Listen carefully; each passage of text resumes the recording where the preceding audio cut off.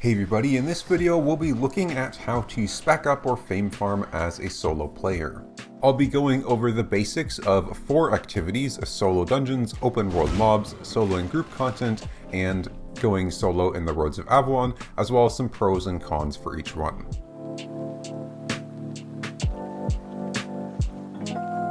Starting us off, we have the all-time classic solo dungeons. Solo dungeons can be accessed basically anywhere in the open world. They spawn in basically every single zone in the game above tier 3. A great way to find and do solo dungeons is actually to purchase a solo dungeon map off the market, which once used will spawn a solo dungeon in a map near you. Depending on the enchantment level of the map that you bought, the dungeons will be stronger and also get more loot. So usually my advice would be to use maps if you're going to do solo dungeons. It helps speed up finding dungeons, and it also gives you a little bit better rewards. Just as a note, naturally spawning solo dungeons out in the open world can also become enchanted over time, and you'll be able to see this with the little colored butterflies that fly around outside of them. Solo dungeons are very simple and can be done with the vast majority of builds. Basically, it's just a mostly linear path inside the dungeon with mobs, treasure chests, and some buff shrines.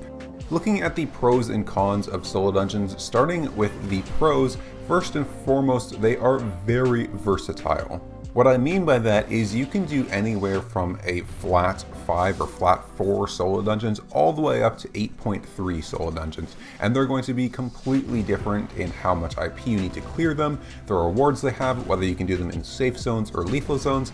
Really, no matter what stage of the game you're at, there will be a solo dungeon that's valuable for you to clear. Along with this, solo dungeons can be quite safe, as in you have a very low likelihood of dying.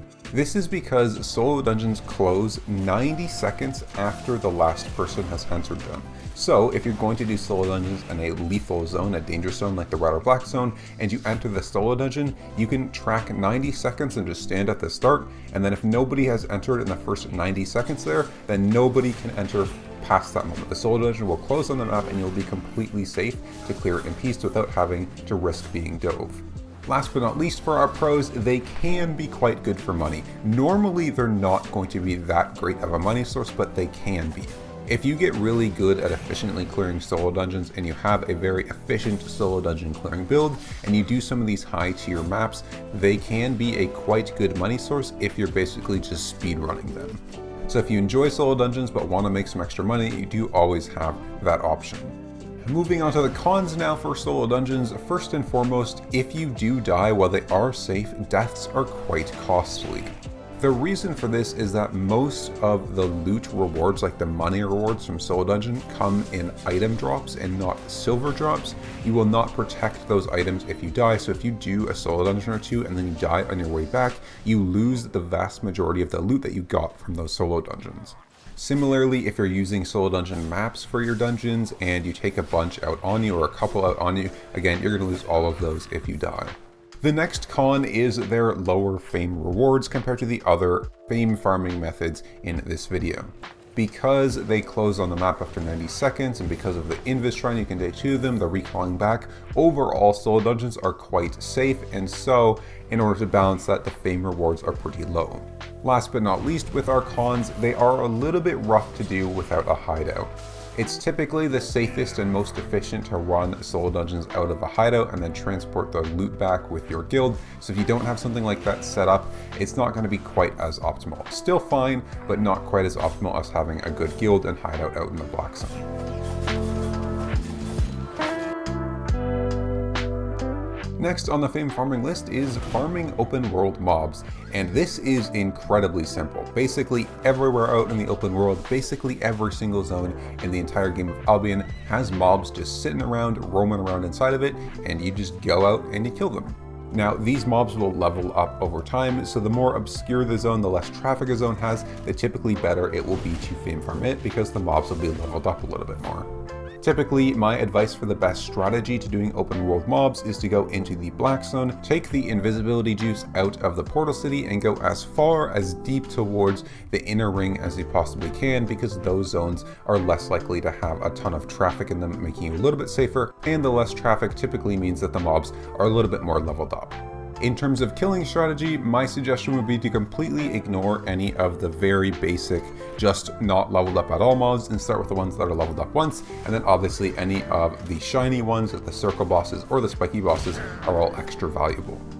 Looking at the pros and cons, starting with our pros, the first pro is that most of the money reward from doing open world mobs like this comes in the raw silver drops from the mobs. This is good because if you end up dying, you keep most of the rewards from doing those mobs that you've already done.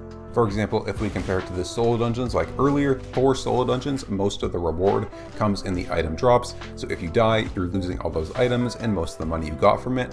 But with open world mobs, it's the opposite. Most of the loot is in silver drops and you don't lose that if you die. So deaths are not too costly. Piggybacking off of this, another benefit is that it's very consistent, not just because most of the drops are in silver drops, but also because there are literally always mobs in the open world. Every single zone has them, no matter what time of day, how busy it is, how dead it is, there will always be open world mobs for you to kill, they'll always drop you a decent amount of silver, and you'll always be happy. Last but not least for the pros, if you want to farm might or favor as a solo player, these may not be the absolute best way to do it, but they are a fairly good method for farming might and favor. Looking at the cons for open world mobs, the first and foremost, probably most prominent con is that you're quite likely to die if you do open world mobs, especially in the red or black zones. Because you're out in the open world, you're there for anybody to find you, and you're also dismounted, killing mobs, getting yourself low HP, using your cooldowns, all that sort of stuff. It puts you in a pretty vulnerable position. So if you do open world mobs, just know that you're pretty likely to die sooner rather than later. But also just remember with this, deaths are not as costly with this, which we covered in the pros. Also for cons, it can be a little bit rough or awkward farming open world mobs with lower tier gear. Even if you do like tier 5 mobs out in the black zone and you can do most of them okay, sometimes you'll come across like a spiky mob, and if you're like flat 4 gear, you're probably not going to be able to kill it, which just kind of feels bad. What is probably one of the most valuable parts of open world mobs is the random like spiky bosses that give tons of fame and silver and good rewards you're not really able to do. It's still good if you can't do those, but it does feel a little bit worse and awkward.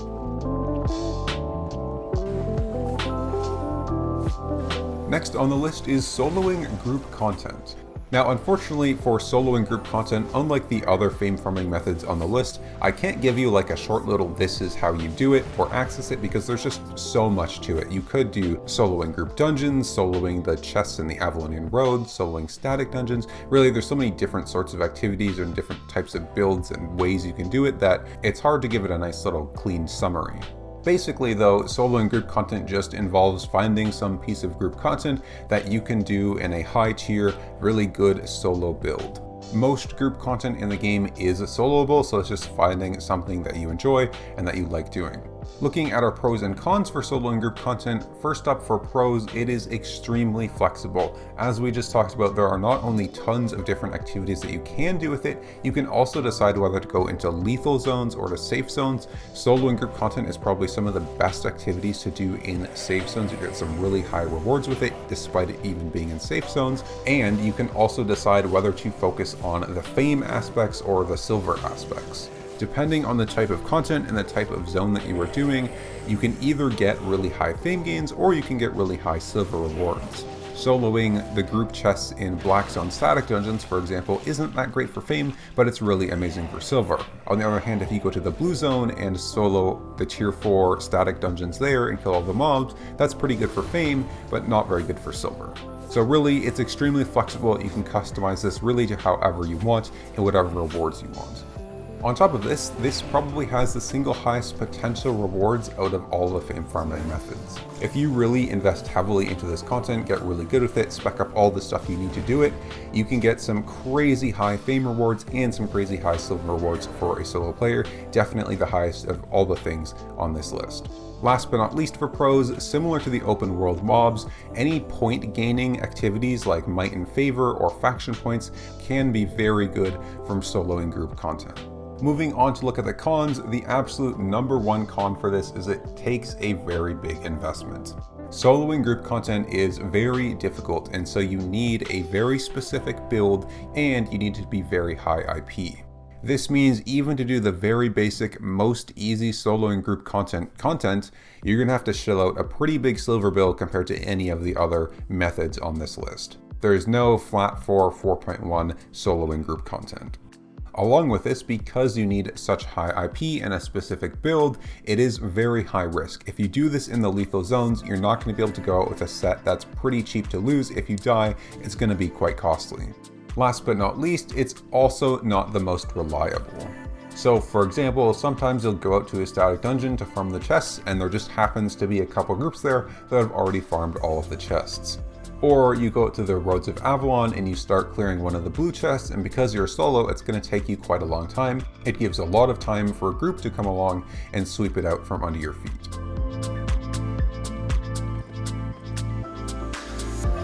Last but not least, we have going solo and fame farming the Roads of Avalon. So you'll notice scattered around the Albion world, there will be these giant glowing portals in maps. These lead to the Roads of Avalon. In these Roads of Avalon, there is content focused for small groups. The green chests in particular are what you are looking for as a solo. They're meant for around 1 to 3 people. Every chest, if it's up, will contain a bunch of mobs guarding it, as well as one boss mob guarding that chest. Looking at the pros and cons of soloing the Roads of Avalon, starting with the pros, the first pro is that it is very high potential rewards similar to soloing group content. The chests and mobs in the Roads of Avalon level up over time similar to the ones in the open world. So if you find one of these chests that has mobs very leveled up, the rewards both for silver and for fame are going to be very high. If you find a lot of them in one zone, it can be quite insane how much reward you can get in a very short amount of time. On top of this, another pro is that the loot you're going to get, the money value, is pretty transparent compared to other activities. So the way that the chest rarity works in the Roads of Avalon is different than chests in, say, solo dungeons. So if you go to one of these green chests, there will be an icon on the map that signifies the boss. The boss can have 3 colors depending on how leveled up it is, or 3 icons. So the yellow icon is the least leveled up, weakest boss, then you have orange in the middle, and red for the most leveled up and strongest. These will increase the boss's strength and reward, but it will also increase the chest color or reward. So a yellow boss will always have a green chest, an orange boss will always have a blue chest, and a red boss will always either have a purple chest or a gold chest. This means they're really nice for solo players because you kind of know what rewards you're going to be looking at before you even start clearing the chest. On the downside for going to the Roads of Avalon though, the first one is that you need specific builds. It's not as specific as solo and group content, but the Roads of Avalon, again, they're recommended 1 to 3 people for these green chests, so they're going to be much harder than things like solo dungeons and open world mobs. Because of this, not every build is going to be able to solo these effectively. So if you have a specific build or weapon line or something like that that you really like playing with, there's a chance it might not be able to deal with these mobs particularly well, and you'll either have to switch to a weapon line or just do some other activity. Along with this, it's also not the most reliable activity. In the pros, we went over how the potential is really high, but in order to balance that out, the consistency of these rewards is pretty low. There's a decent chance you enter a road and there's not a single green chest in it. Or you enter a road, there's a green chest in it, you gotta check it, and it's down. Really, if you're unlucky, it can take quite a long time to find a chest that's up, and you're also relying on that chest having leveled up a little bit. Finding only yellow chests or only tier 4 chests can be pretty rough. Okay, and those are 4 really good activities to do as a solo player to level up your character and fame farm. There are other ways to level up your character and fame farm as a solo player, such as raiding corrupted dungeons or maybe going into the mists.